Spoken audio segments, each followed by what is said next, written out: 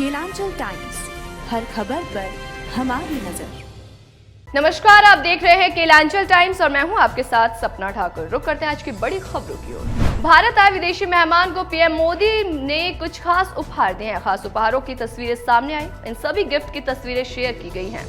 आपको भी दिखाते हैं गिफ्ट की तस्वीरें। बताया गया है कि कुछ उत्पाद भारत की सदियों की परंपरा के उत्पाद हैं। ये बेजोड़ कारीगरी और गुणवत्ता के लिए दुनिया भर में पसंद किए जाते हैं। इन्हें कुशल कारीगरों के हाथों से सावधानी पूर्वक बनाया गया था।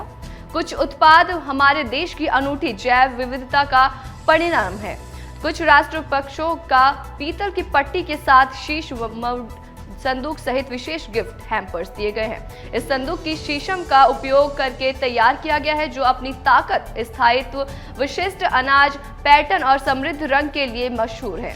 पीतल की पट्टी को नाजुक ढंग से उकेरा और लकड़ी पर जड़ा जाता है, जिससे ये टुकड़ा दृश्य आनंद और स्पर्श संबंधी भव्यता की उत्कृष्ट कृति में बदल जाता है। इसी तरह पीएम मोदी ने G20 सदस्य देशों को कश्मीर का मशहूर केसर सहित विशेष गिफ्ट हैम्पर दिए। कश्मीर का केसर दुनिया में बेहद मशहूर है। ये काफी महंगा भी है। सभी संस्कृतियों और सभ्यताओं में केसर को औषधीय इस्तेमाल के लिए भी जाना जाता है। काफी अधिक डिमांड के अलावा केसर एंटीऑक्सीडेंट से भरपूर होता है, जो स्वास्थ्य के लिए काफी अच्छा माना जाता है। G20 राष्ट्र अध्यक्षों को पीएम मोदी की तरफ से दार्जिलिंग और नीलगिरी की चाय भेंट की गई।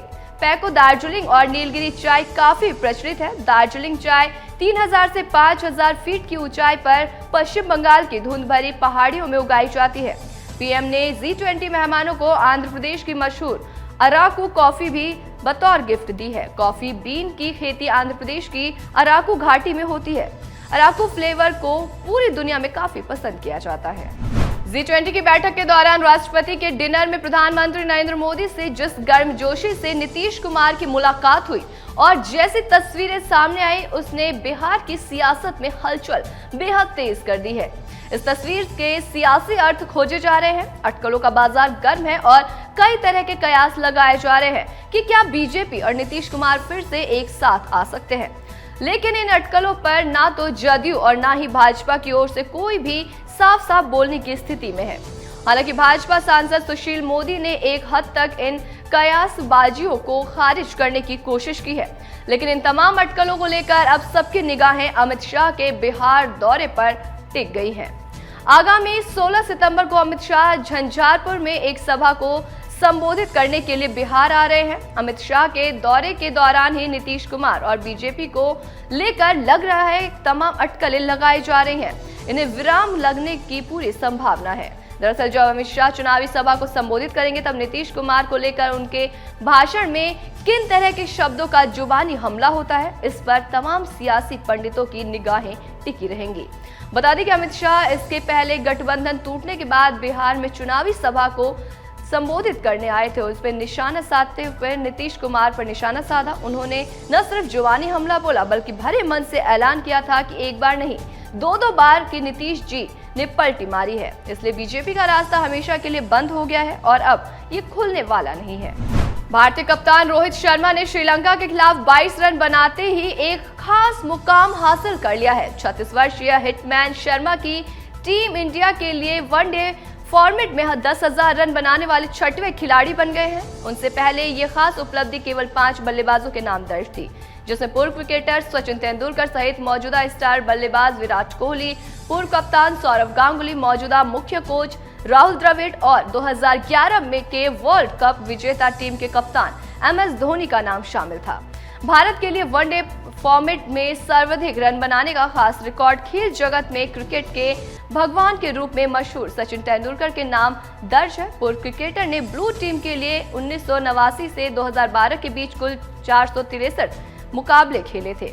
तो वहीं वनडे फॉर्मेट में सचिन के नाम 49 शतक और 96 अर्धशतक दर्ज है। वनडे फॉर्मेट में सबसे तेज 10,000 रन के आंकड़े को छूने का रिकॉर्ड विराट कोहली के नाम दर्ज है।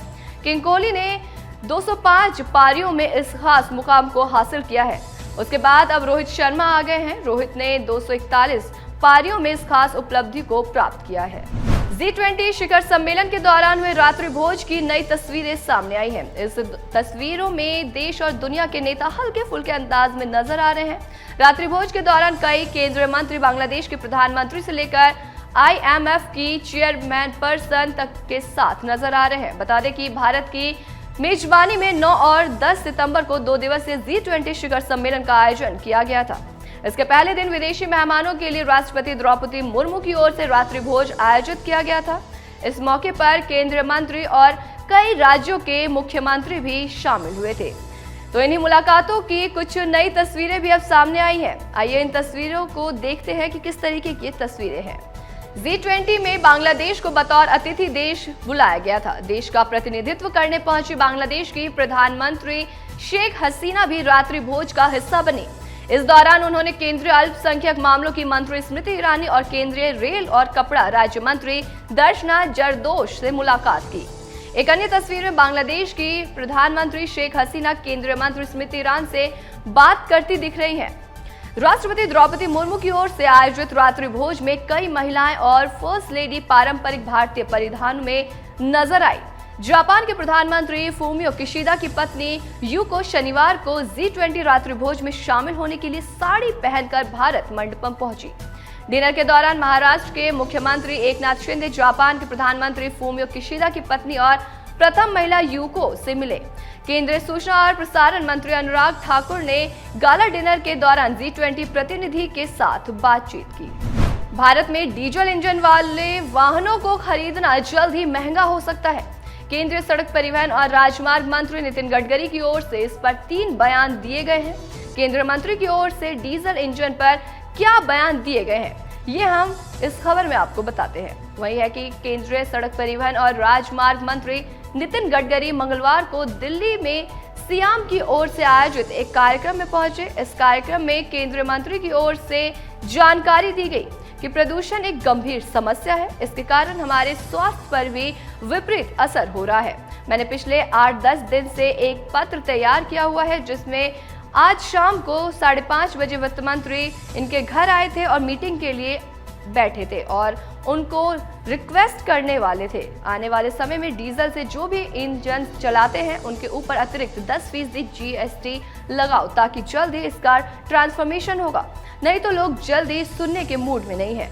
केंद्रीय मंत्री ने वाहन निर्माताओं से अनुरोध किया कि वो पेट्रोल और डीजल की जगह वैकल्पिक ईंधन के साथ ही इलेक्ट्रिक और अन्य तकनीक वाले वाहनों को देश में ज्यादा से ज्यादा चलाएं, जिससे प्रदूषण को कम किया जा सके। तो केंद्रीय मंत्री ने कार्यक्रम में डीजल इंजन पर अतिरिक्त 10% GST लगाने को लेकर पहले दिए बयान के बाद दोबारा से बयान दिया।